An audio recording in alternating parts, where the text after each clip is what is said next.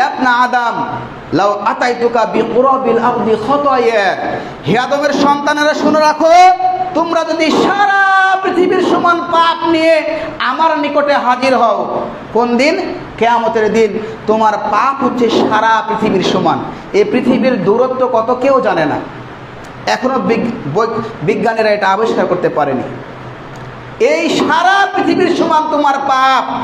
সুম্মা লাকিতানি লা তুশরিকু বি শাইআ, আর তুমি এমন অবস্থায় আমার সাথে সাক্ষাৎ করেছো, এই সারা পৃথিবীর সমান পাপের মধ্যে, এই পাপের মধ্যে কি নাই? শিরক নাই, আল্লাহর সাথে অংশীদারিত্বের পাপ নাই।